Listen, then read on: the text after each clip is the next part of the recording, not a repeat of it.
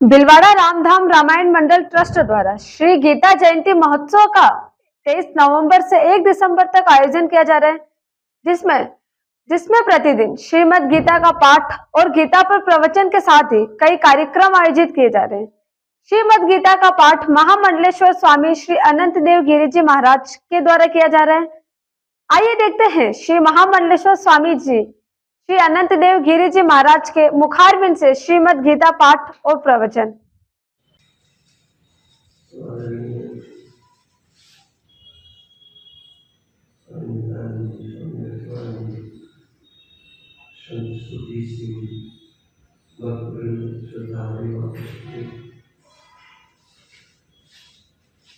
रामधाम रामायण मंडल trust के द्वारा प्रतिवर्ष गीता जयंती महोत्सव मनाया जाता है। उसी श्रृंखला में इस वर्ष भी यह कार्यक्रम गीता ज्ञान यज्ञ गीता जयंती महोत्सव पर आज से प्रारंभ हो रहा है। भगवान की वाणी है, भगवान के प्रति श्रद्धा हमारी कितनी है ये तभी प्रतीत होता है जब उसकी बात व्यवहारिक जगत में धरातल में देखी जाती है। लोग में भी ऐसा देखा जाता है कि कोई अपने माता पिता को सदायु देखना चाहता है, दीर्घायु देखना चाहता है, लेकिन माता पिता रोते रहते हैं तो हमारी सुनता ही नहीं। ये तो सुनता ही नहीं है, कभी नहीं सुनता है, पर बहरा तो नहीं है। उनकी वाणी उस बालक के हृदय में कोई स्थान नहीं रखती है। जिनके माता पिता ऐसा कहते हैं ये तो हमारी सुनता ही है। ऐसे ही ये भगवान की वाणी है। आप भगवान के प्रति तो श्रद्धा रखते हैं, बोले हम तो 56 भोग लगाने जा रहे हैं, बहुत अच्छे। बोले हम परिक्रमा भगवान की लगाने जा रहे हैं, सब कुछ आप कर रहे हो, आप बहुत अच्छे हो। भगवान को आगे करके भगवान के नाम से जो कुछ आप कर रहे हैं बहुत अच्छे है। लेकिन बात वही है जो मैं कह चुका हूं, भगवान की वाणी का आप कितना आदर करते हैं, कितना सत्कार करते हैं, ये देखना है। आप सनातन धर्मी हैं, आप हिंदू हैं, आप बहुत अच्छे हैं, समाज में आपकी प्रतिष्ठा है, शहर में आपकी प्रतिष्ठा है, बहुत अच्छे हैं, सब ठीक है। लेकिन भगवान की वाणी का कितना आदर आप कर रहे हो ये देखना है। ये गीता ज्ञान है, गीता महोत्सव है, गीता जयंती महोत्सव। ये प्रत्येक सनातनी का, प्रत्येक हिंदू का कर्तव्य बनता है कि इस महोत्सव में वो भाग ले। किसी को घर से नहीं बुलाया जा सकता, पकड़ करके नहीं लाया जा सकता है। ये महोत्सव एक प्रकार से कसौटी है। हम कहाँ बैठे हुए हैं, हमें देखना है। ये गीता भगवान की वाणी है। व्यास भगवान कहते हैं और कुछ समझने की जरूरत नहीं है कि वंदे शास्त्र विस्तरे, अन्य शास्त्रों के विस्तार से कोई प्रयोजन नहीं। बहुत शास्त्रों में लिखा है उनको आप पढ़ नहीं पाएंगे। एक भगवत गीता को ही अच्छी तरह से समझ लीजिए। ये करनी है, कर्तव्य है। मानवाकृति जिसे प्राप्त हुई है, भारत भूमि में जिसका जन्म हुआ है, और जो अपने को हिंदू कहता है, सनातन धर्मी कहता है, जो सनातन धर्मी हो, जो हिंदू हो, उसका कर्तव्य बनता है गीता सुगीता कर्तव्य। ये कर्तव्य के रूप में है कि उसका दान आपको करना है, उसको आत्मसात करना है। दान का मतलब गीत ही समझ लीजिए, आपको गाना है, अच्छी तरह से गाना है। लेकिन अच्छी तरह गाया तभी जा सकता है, ध्यान रखना, जब उस गाने का अर्थ आपको आता।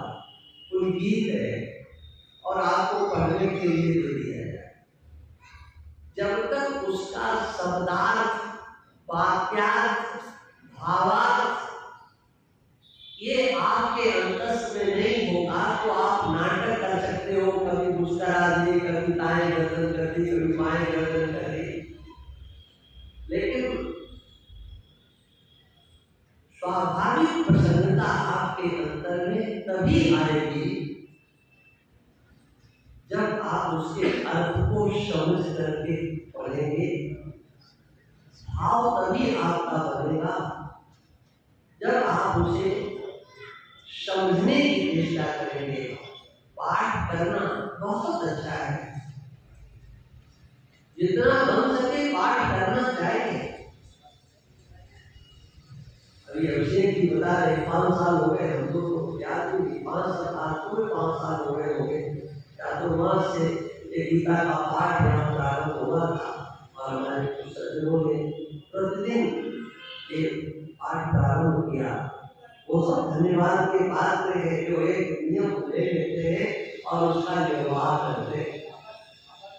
अच्छा लगता है।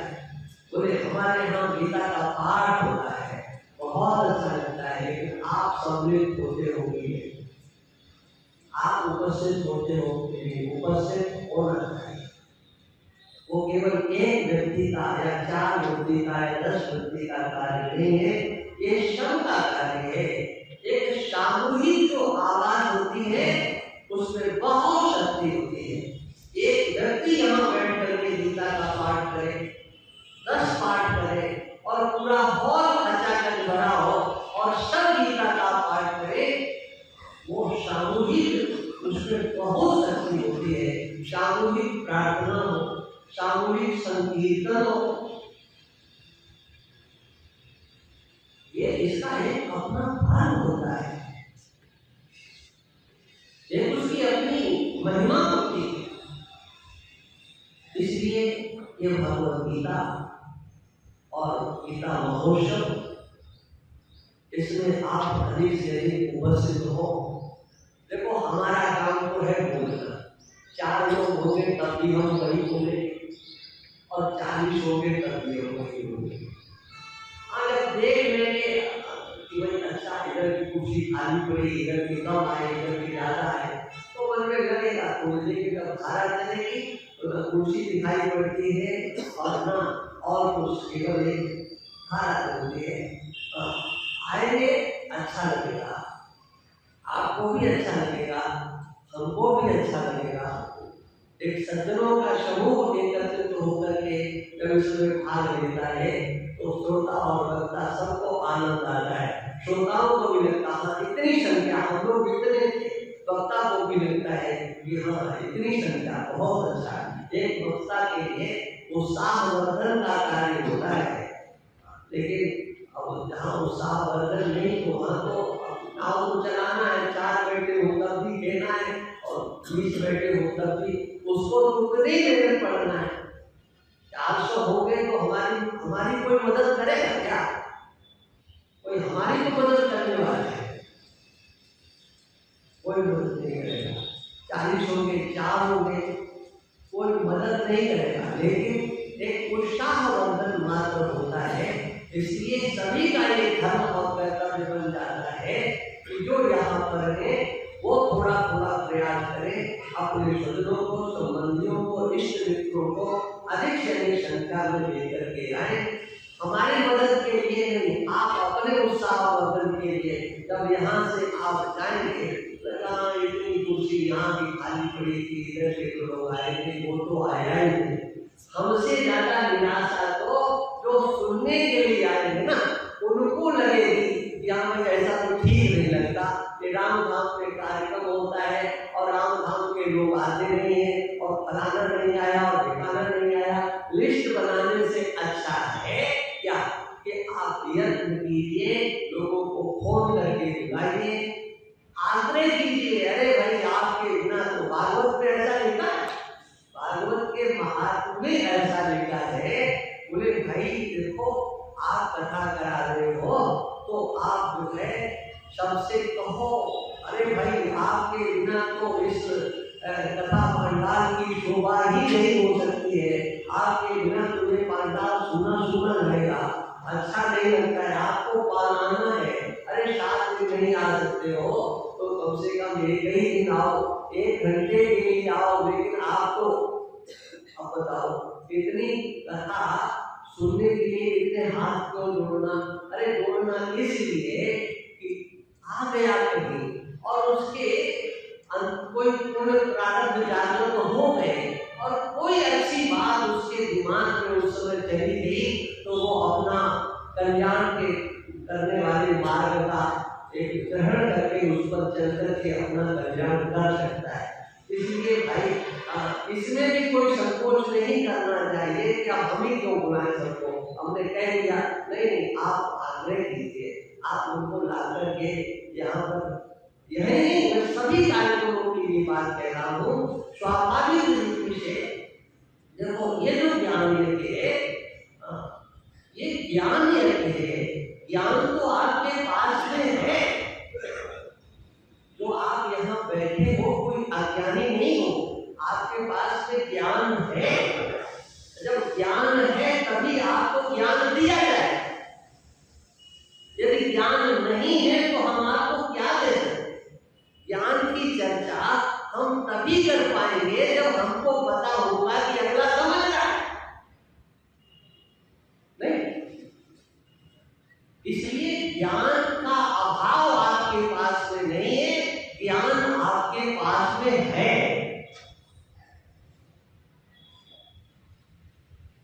आप ज्ञानी हो, ज्ञान है आपके पास, क्योंकि आपने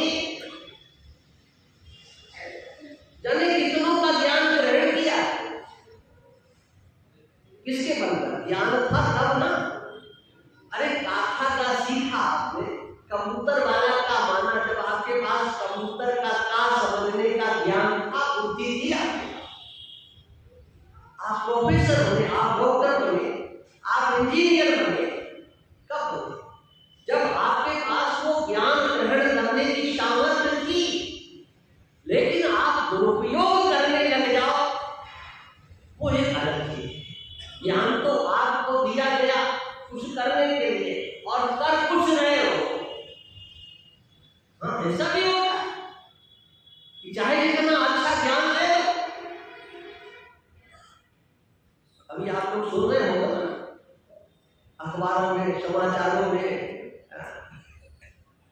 क्या डॉक्टर्स है, डॉक्टर, लेकिन कर क्या है? कार्य क्या है? बोले कैसे अधिक से अधिक हिंदुओं को मारा जाए, कैसे भारत में अशांति फैलाई जाए, अराजकता फैलाई जाए। कुछ ऐसे होते हैं कि उनके हाथ में कुछ भी दे दो, उसका तो सदुपयोग नहीं कर सकते, क्यों? उनके माँ ने, बाप ने, दादा दादी ने कुल परंपरा से सिखाया ही नहीं कि किसी चीज का सदुपयोग करना।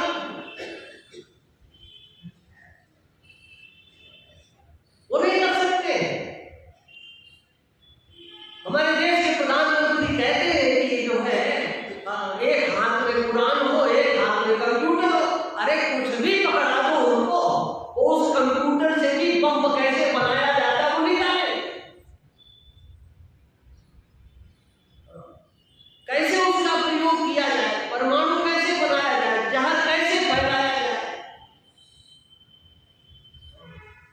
कुछ होते हैं जो अपने ज्ञान का हमेशा दुरुपयोग करते हैं। बोले चोरी कौन करता है? बोले जिसके पास कुछ होता नहीं, भूखे नंगे, वो उत्पाद मचा सकते हैं। लेकिन सोचिए आप, इंजीनियर्स, डॉक्टर्स, और वो तो एक केस पकड़ा गया है, एक यूनिवर्सिटी पकड़ी गई है। हमारा पूरा देश इस चपेट में आया हुआ है। बात केवल इतनी है कि हमारी एजेंसियां वहां तक पहुंच नहीं पाती, पहुंचने में वहां घंटा पहुंच जाता है। ये बात को इसलिए कह रहा हूं कि ये भी आपको समझना बहुत आवश्यक है। और इस गीता जयंती के महोत्सव के कार्यक्रम में ये विषय भी बहुत स्पष्ट होना आवश्यक है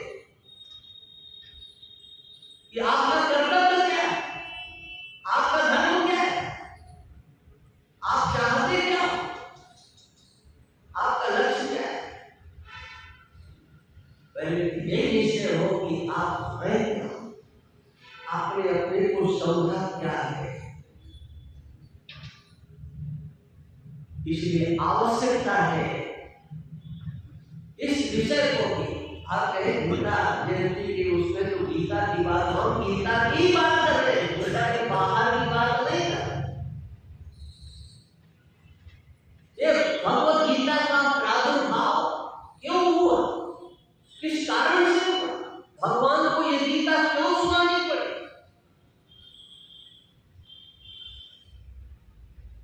आप भगवत गीता का प्रथम अध्याय देखो,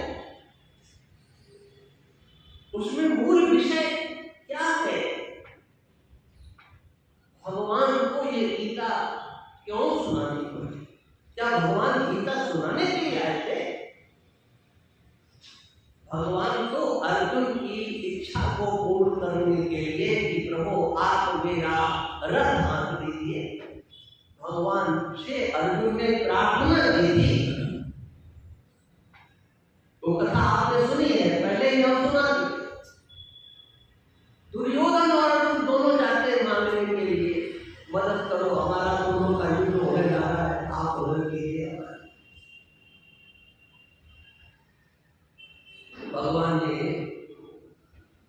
दुर्योधन से कहा, देखो आए तो दोनों लोग, भगवान उसमें विश्राम कर रहे थे, अर्जुन का दृष्टि पहले पड़ी, जो अर्जुन पहलों विरोध करे अपने को छोटा समझते थे, और दुर्योधन समझता है कि हम उधर क्यों करे, वो सर की ओर करा। भगवान ने कहा, मैंने देखा है अर्जुन को पहले, इसलिए मांगने का अधिकार अर्जुन को पहले होगा। बोले आप देंगे क्या, तो बताओ। बोले देखो, मैं युद्ध करूंगा नहीं, हथियार अपने हाथ में उठाऊंगा नहीं, मैं निहत्था करूंगा। एक तो ये है, और दूसरा है एक अक्षोहिणी सेना।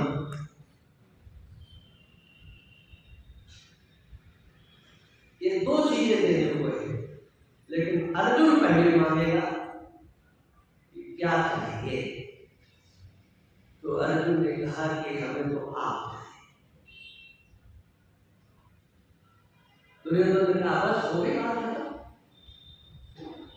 आप उनकी हो जाएंगे, क्योंकि आपने कह दिया है कि हम युद्ध करेंगे नहीं, हथियार उठाए रखेंगे नहीं, पास निहत्ते रहेंगे, तो हमें जरूरत नहीं है, आप उनके पास हमें दीजिए, और आज ही जीतिए, ये नहीं कि आप जाओ पीछे से भिड़वा दे।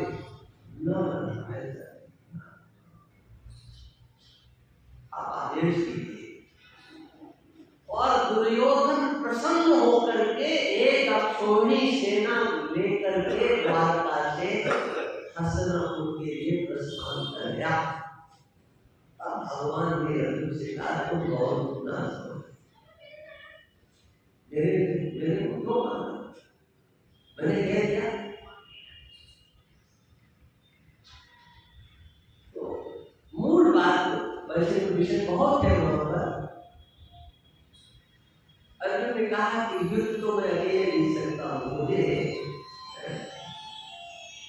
किसी की जरूरत नहीं है, मैं अकेले युद्ध जीत सकता हूं।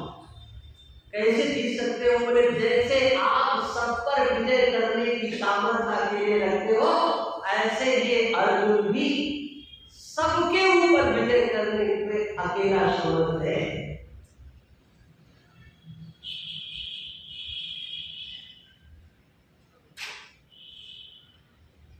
इतनी शक्ति है, लेकिन युद्ध में अपयश होने की आशंका है। हम जीत तो सबको लेंगे, लेकिन हमारी अकीर्ति हो जाएगी, हमें यश नहीं मिलेगा। और आप यशस्वी हैं, आपकी हर अवस्था में जय जयकार होती है, आप कुछ भी करो।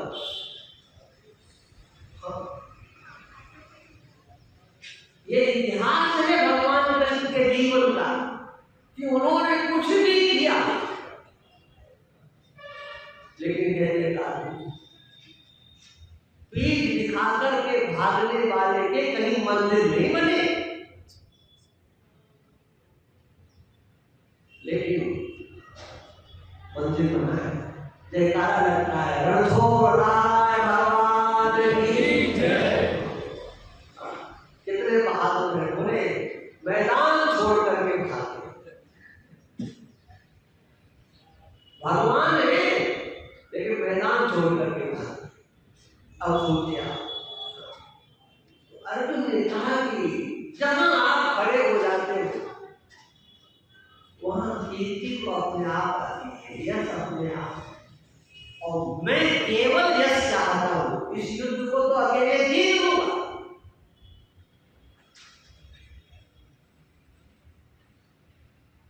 भगवान ने कहा, अच्छा तुम मेरे से थोड़ा सा हर्ष का भाव रखते हो, थोड़ी सी कमी मानते हो, बगैर बस हाँ इतना ही तो है, तो मुझे करना क्या है? बस आप हमारा रथ बनाते हैं। भगवान को सारथी बनाने के लिए निवेदन किया। और देखो भगवान को भगवान है, हर अवस्था में भगवान है, हर अवस्था में उन्होंने स्वीकार कर लिया। लोग क्या कहेंगे? अरे अर्जुन का रथ सारथी का नाम स्वीकार कर दिया। भगवान ने आदेश, भगवान को अर्जुन ने आदेश दिया, सेनयोर भयोर मध्ये रथम निष्ठापय वेच्युता। प्रथम अध्याय को भगवान कृष्ण को अर्जुन कहते हैं, रथम निष्ठापय में मेरे रथ को आप दोनों सेनाओं के मध्य में स्थापित करो।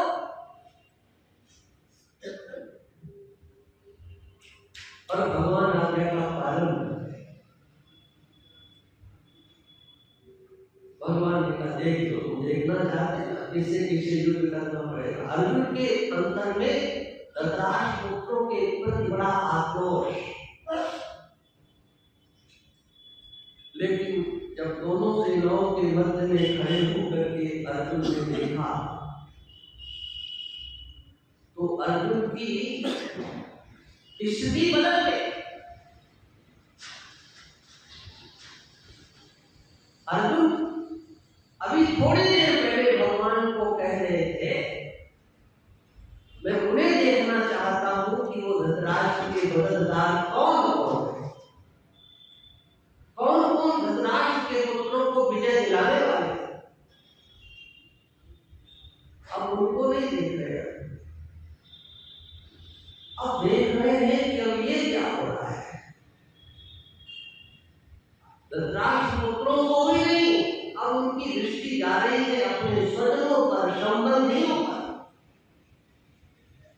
कोई मामा है तो कोई भांजा है, कोई शाला है तो कोई बहनोई है।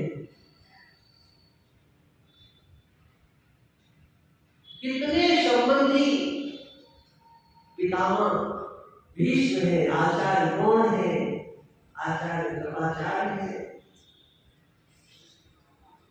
अपने स्वजन संबंधियों से अपने पूजनीयों को देखा और अपने जो जिनसे समाज प्रेम करता है उन सब स्वजनों को देखा। ये तो सब मेरे अपने हैं। और अर्जुन ने कहा कि युद्ध तो नहीं हो सकता। गांडीवं संसदे हस्तात् त्वच्चैव परिधीयते न च शक्नोमि वस्त्रात्। मैं अब खड़े होने में समर्थ नहीं हूं। क्यों? मुझे चक्कर आ रहा है, भगवती चले मेरा मन चक्कर आ रहा है। और अर्जुन की दृष्टि क्या है, आप जरा के देखो। कहते ये सब कुछ करेंगे तो इसमें हमें मिलेगा क्या? कभी इस पहले अध्याय पर दृष्टि जाती। निमित्तानि च पश्यामि विपरीतानि केशव न च श्रेयो पश्यामि हत्वा स्वजनमाहवे। अपने स्वजनों को युद्ध में मारने से हमें मिलेगा क्या?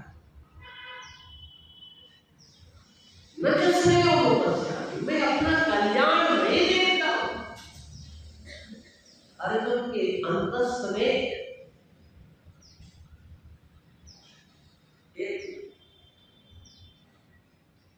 भाव जागृत हुआ जिससे मुझे मिलेगा क्या, मेरा इससे कल्याण हो जाएगा। ये प्रथम अध्याय को आप देखिए। न च श्रेयो पश्यामि, मैं विचार करता हूं इससे हमें मिलेगा क्या। मैंने श्रेय माने कल्याण, श्रेय माने हित, इससे मेरा हित क्या छिपा है, इससे इस युद्ध से मेरा होगा हित क्या होगा, मेरा कल्याण क्या हो जाएगा। मैंने अर्जुन ने एक व्यवहारिक पक्ष उपस्थित किया मानव मात्र के लिए कि कुछ भी करने के लिए जाते हो तो पहले निश्चित करो कि इससे हमारा कल्याण होगा कि नहीं। मेरा हित इसमें क्या है? मनुष्य का हित जिसमें हो, मनुष्य को वह कर्म करना चाहिए। एक राजा प्रतापन बड़ा ही प्रतापी धर्मात्मा, सोचिए कितना धर्मात्मा होगा वो। ब्रह्मसूत्र में व्यास भगवान ने एक अधिकरण ही बना दिया, प्रतदनाधिकरण। प्रतदन के नाम से अधिकरण है एक ब्रह्मसूत्र। वो प्रतदन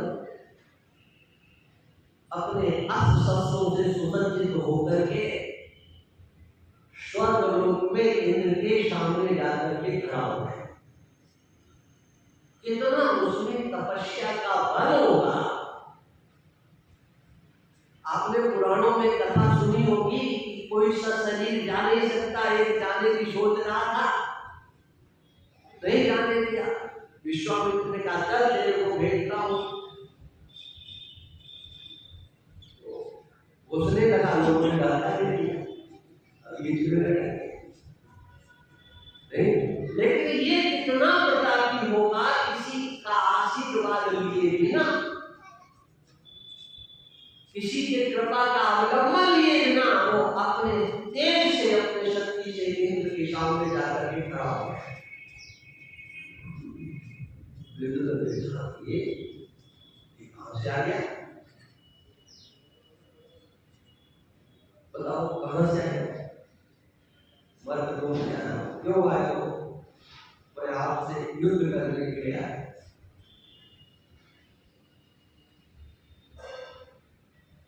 ने सोचा कि ये तो हमें अधिकार रहा है, युद्ध करने के लिए आया, अब इससे युद्ध करूं कि न करूं?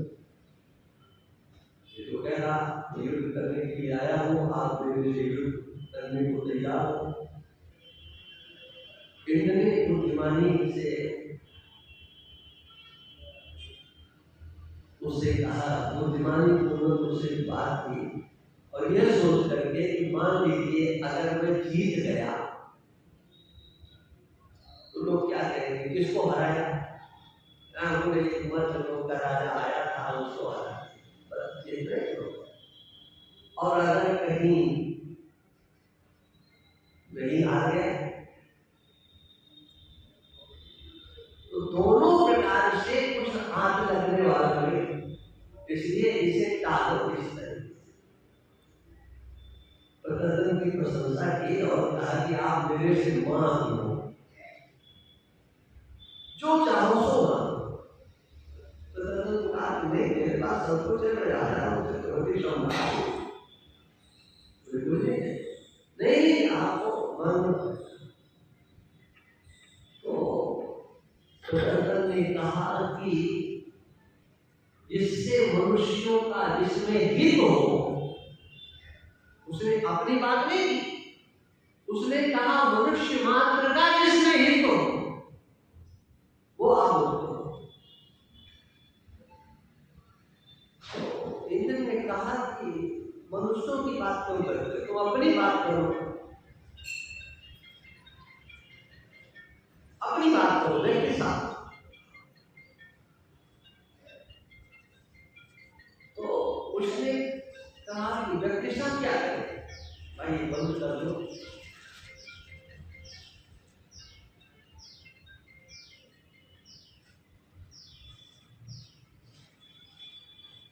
प्रतापगढ़ ने कहा कि व्यक्ति सा बात क्या करूं?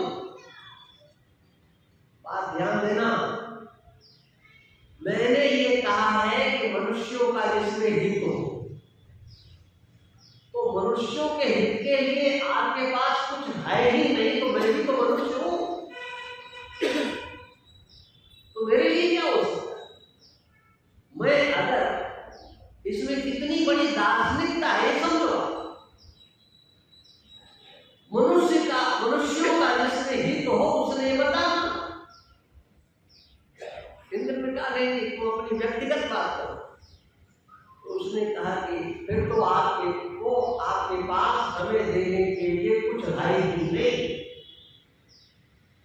मैं भी तो मनुष्य हूं, मैं मनुष्य के हित की बात करता हूं, तो मैंने मनुष्यों के हित की बात की है, तो उसमें मैं भी तो आ गया ना। मैं मनुष्य नहीं हूं क्या? मैं मनुष्य दिखाई नहीं पड़ रहा हूं क्या? जो मेरे हित की बात है, इसमें मेरा हित छिपा होगा, उसमें प्रत्येक मनुष्य का हित छिपा होगा, और जिसमें सब मनुष्यों का हित छिपा होगा उसमें हमारा भी हित छिपा है, इसलिए वो मुझे। अरे उस हित शब्द का अर्थ है श्रेय, जिसमें मेरा कल्याण हो, जिसमें मेरा हित हो, जिसमें मेरा श्रेय हो। और अर्जुन सबसे पहले भगवान कृष्ण से कहते हैं न च श्रेयो अनुपश्य, मैं इस युद्ध से अपना हित नहीं देखता। और अर्जुन मानो ऐसा कहना चाहते हैं कि जिससे हमारा हित नहीं है उसे दूसरे का हित कैसे, जिसमें हमारा हित हमें नहीं दिखता है, हमें कल्याण नहीं दिखता है कि इस युद्ध से कल्याण होगा, हमारा हित होगा तो दूसरों का भी हो जाएगा।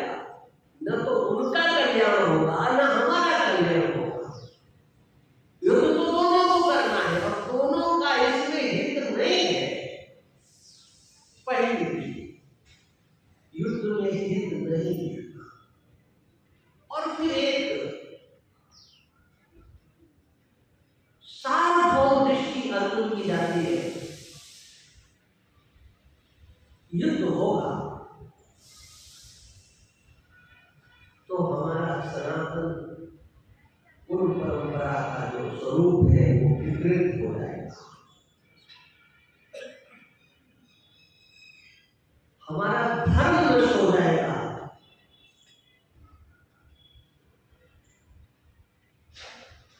धर्म की रक्षा करना ये अर्जुन का पहला लक्ष्य दिखाई पड़ता है। हम व्यवहार करें लेकिन उसमें हमारा धर्म का लोप तो नहीं हो रहा है।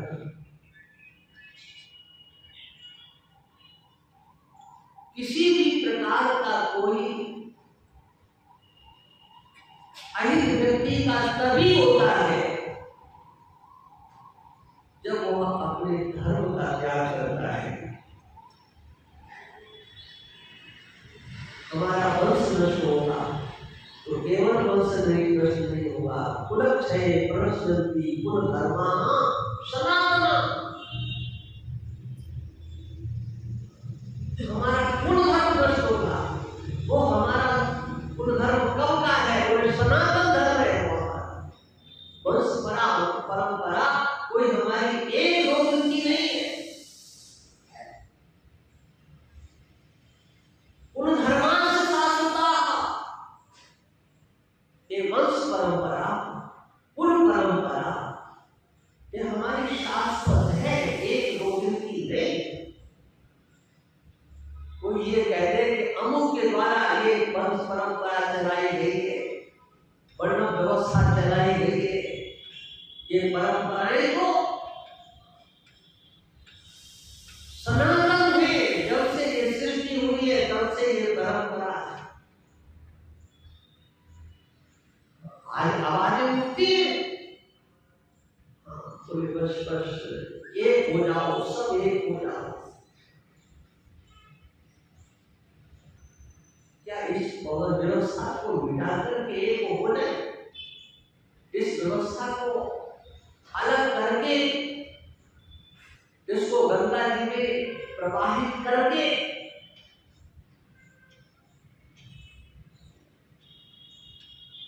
एक कैसा एकत्व हो। और विचार करो कि ऐसा हो भी जाए तो होगा क्या? वर्ण संकरता का एक प्रवाह, वो वर्ण संकरता से युक्त वो समाज, उसमें सनातन धर्म कहां बचेगा? वो सनातनी परंपराएं कहां रहेंगी? वो संस्कार कहां रहेंगे जो कुल परंपरा से आए हुए हमारे संस्कार?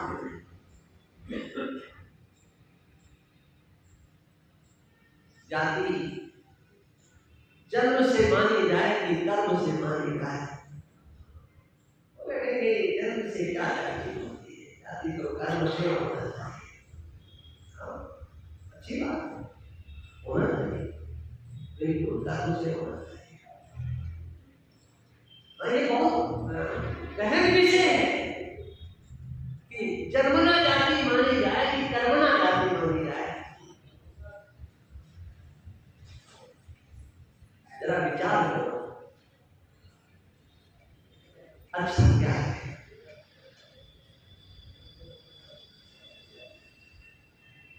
हमारे पूर्वविभाग महाराज ऋषि इस संबंध में महाराज ने एक बात कहा, मेरा संकट ने जब इस बात को उनके सामने रखा,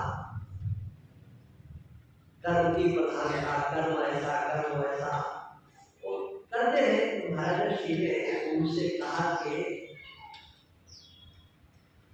महात्मा ये बताओ, तुम्हारे देश का संविधान क्या कहता है? शास्त्र की बात तो जानते हो, क्योंकि शास्त्र तुम जानते नहीं हो तुमने ना वेद को पढ़ा है, ना उपनिषदों को पढ़ा है, ना उपनिषदों को पढ़ा है, ना स्मृतियों को पढ़ा है, ना पुराणों को पढ़ा है। इस संबंध में हो तुम जीरो, थोड़ा बहुत पढ़ लिया होगा। हम तुमसे जो बात करना चाहते हैं इस संबंध में, जन्म और कर्म को लेकर के, एक ही बात कि आप बताओ आपका संविधान क्या बनता है, हमारे देश का संविधान क्या बनता है।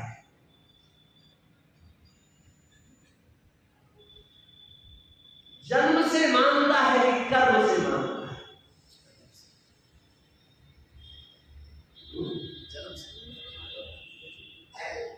हमारे देश का संविधान कर्म से नहीं मानता है। हमारे देश का संविधान, ये सुन लो सनातन धर्मियों, ये पूरी बात विरक्त सोवड़ी महाराज का है, चिंतन में आपको दे रहा हूं। जो कर्मणा जाति की बात करते हैं उनके लिए वो पूरी भारत जी का एक ब्रह्मास्त्र है। हम देश के संविधान से चलते हैं, संविधान से चलते हैं, संविधान साहब का और बाबा साहब का, सब साहब का, ठीक है, सबका ही है। लेकिन किसी किसी का प्रारब्ध बड़ा जोरदार होता है, वो भाग्य की बात होती है। जब बेचारे कितने लगे थे संविधान बनाने में, कितने एक से एक बड़े धुरंधर विद्वान बुद्धिमान लगे थे, तब संविधान बना, लेकिन मर दिया गया बाबा साहब का। वो भाग्य की बात है, बिना किए मिलता है। अब देखो, कहीं आप गूगल पर सर्च करो तो ये आपको नहीं मिलेगा कि उन्होंने बनाया, लेकिन हम चिल्लाएंगे जरूर कि बाबा साहब का संविधान, हम उसकी रक्षा करेंगे। मान लो उन साहब का ही मान लेते हैं, लेकिन उन साहब के संविधान में करना तो कोई व्यवस्था ही नहीं। और देश आप मनुस्मृति से चलाने में पाते, उनको तो आप चलाते, उनको चलाने में कुछ चलाना नहीं है, या कोई स्मृति से चलाना नहीं है, कुरान से या किसी संहिता के आधार पर चलाना नहीं है। देश हमारा चलेगा तो बाबा साहब के बल पे चलेगा। और बाबा साहब जो है वो लिख गए हैं कि बेटा ये तो कभी हो ही नहीं सकता, कर्म से तो कभी जाति का निर्णय हमारे देश का संविधान करता ही नहीं। आज हम करते हैं हिंदू एकता की बात, समाज की एकता की बात, हम संगठन की बात करते हैं, लेकिन नेताओं के हाथ में तो जैसे बंदर के हाथ में तलवार दे दी जाए, बताओ वो किसका हित करेगा? हो सकता है वो अपने ही हाथ में करेगा। ऐसे नेताओं के हाथ में वो बाबा साहब का संविधान पड़ा होगा, और जिसका प्रयोग केवल समाज को कैसे विखंडित किया जाए, ये आदिवासी, ये गिरवासी, ये वनवासी, ये हरिजन, ये एससी, ये एसटी, और उनको समाज को विखंडित करने के लिए रात दिन प्रयास हो रहे हैं। हम कहते हैं हिंदू एकता अमर है, और वो कहते हैं जाति दंगल ना कराओ। कोई भी हो, वो कोई भी हो, पक्ष हो कि विपक्ष हो, संगठन हो कि और कोई हो, जो आवाजें ये उठाते हैं, बताओ वो हिंदू समाज को एक संगठित करने के लिए आवाजें उठाते हैं कि विघटित करने के लिए आवाजें उठाते हैं? हम जरा चिंतन करें, सोचें इस बात को कि हम कहां खड़े हैं, आवश्यकता क्या है, हमें इससे मिलने वाला क्या है। हमारी वो परंपराएं विखंडित हो जाए, हम अपनी कुल मर्यादाओं को छोड़ दें, हम अपनी व्यवस्थाओं को छोड़ दें, वर्ण संकरता के सिवा हमको मिलेगा और क्या। ये गीता का प्रथम अध्याय है जिसमें बहुत गहराई छिपी हुई है, जिसको कि लोग सोचते हैं पहले अध्याय में तो क्या है। अरे पहले अध्याय में वो लिखा हुआ है जिस पर आपकी दृष्टि नहीं जाती है। अर्जुन की प्रथम दृष्टि है, इससे मेरा कल्याण होगा क्या। कल्याण पर दृष्टि, मनुष्य की दृष्टि अपने हित पर होना चाहिए, अपने कल्याण पर होना चाहिए कि हम जो कार्य करने जा रहे हैं इससे हमारा कल्याण हो जाएगा क्या, इससे हमारा हित हो जाएगा क्या। और एक वो प्रदर्शनों आख्यान की बात को आप ध्यान में रखें। आपका जिसमें हित है उसमें समाज का हित, राष्ट्र का हित छिपा हुआ है। आप किसी में नहीं समझते हो, जरा विचार करते हो। और जो हित शब्द होता है उससे आप बहुत प्रेम करते हो। श्रेय शब्द से आप बहुत प्रेम करते हो, मेरा कल्याण हो जाए। भगवान के मंदिर में जाकर के आप यही को मानते हो।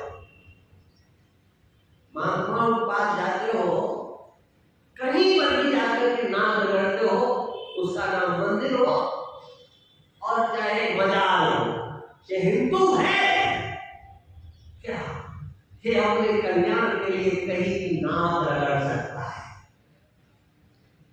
ये अजमेर चला जाएगा, वहां जाकर के चद्दर चढ़ा देगा। इसलिए दुखी होने के लिए, सुखी होने के लिए, कल्याण करने के लिए या अकल्याण करने के लिए, काहे के लिए जाते हो। कहां कहां तुम नाच रगड़ रहे हो जी, देखो जरा किस लिए।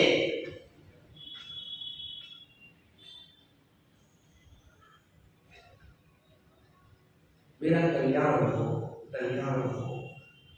ये अर्जुन की जो भूख है, वो अर्जुन का वाक्य आप सोचो, क्या वो आपके हृदय में नहीं गूंज रहा है। क्या आप अपने संबंध में ऐसा नहीं सोचते हो। मनुष्य है तो उसे सोचना चाहिए कि हमारे इस व्यवहार से हमारा कल्याण हो जाएगा क्या। पहले कहा जाता था किसी को कि चलो गवाही दे दो, तो कहता नहीं तुम्हारे तो बात बच्चे हैं, हम झूठ नहीं बोल सकते। मैंने देखा है, गांव में ऐसे लोगों को देखा, उनसे कहा गया कि चलो हमारे साथ चलना है, उन्होंने कहा हम झूठी गवाही नहीं देंगे। बोले तुम्हारा रास्ता बंद कर देंगे, पानी बंद कर देंगे, का रास्ता बंद कर दो, पानी बंद कर दो, हम गवाही नहीं दे सकते, झूठी गवाही देने हम नहीं जानते। और ऐसे व्यवहार हम पहले होते थे, आज भी हो रहे होंगे। तो ऐसा नहीं करोगे तो समझ लो, ऐसा नहीं करोगे तो समझ लो। बोलने की हिम्मत नहीं। उत्तर प्रदेश का एक समय ऐसा स्वरूप था, हाई कोर्ट के जज शक्ल देख करके कहते थे कि मैं इसका फैसला नहीं दे सकता। और एक नहीं 16 जज उन फाइलों को आगे बढ़ाते रहे, केस पर सुनवाई नहीं की। वो सोचते थे कि हमने इसकी सुनवाई की नहीं कि हमारी सुनवाई कर देगा। उसमें वो अपना हित नहीं देख रहे, उनको फूलने फलने दे रहे थे।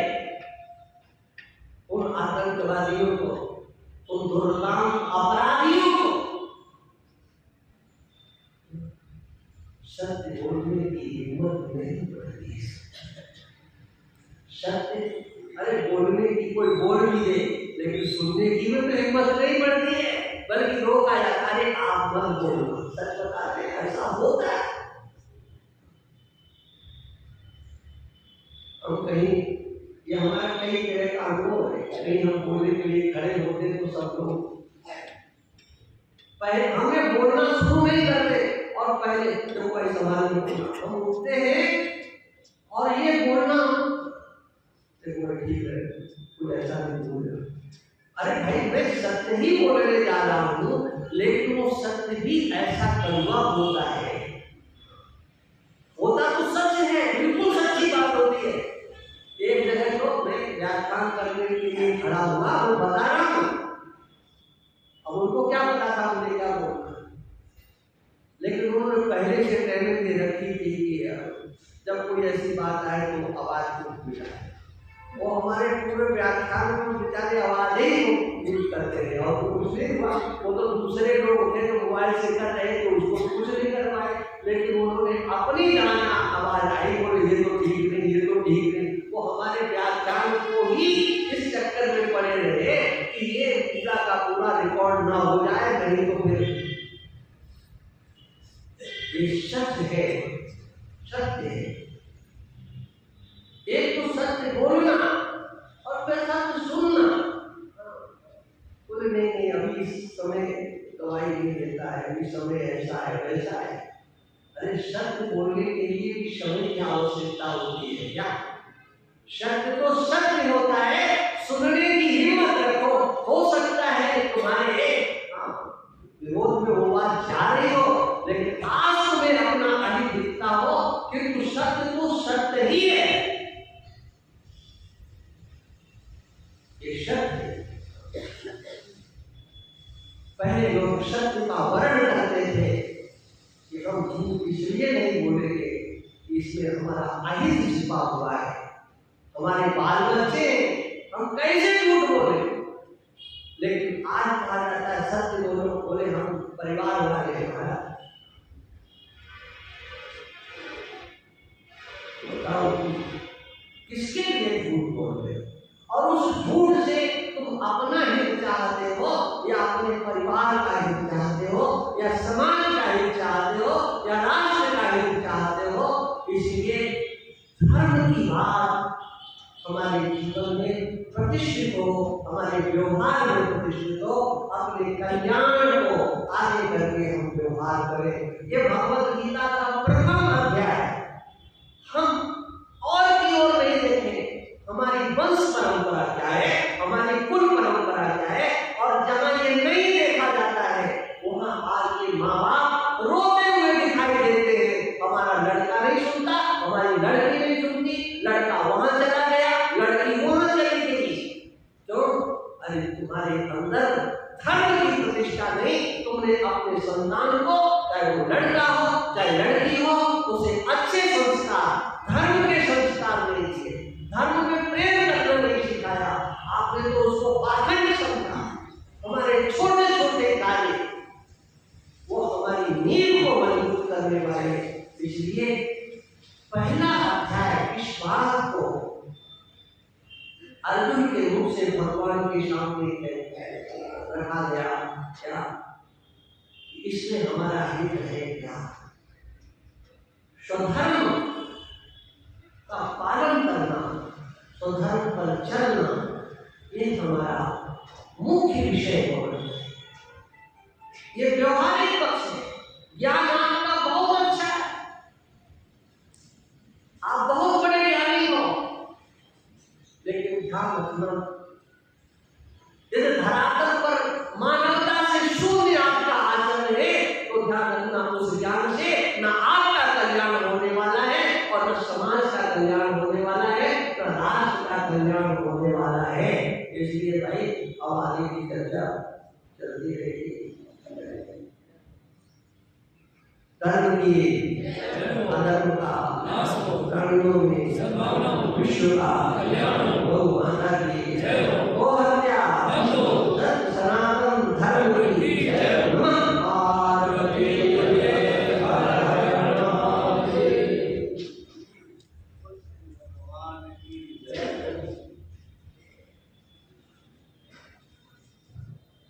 बोल राम राम सरकार।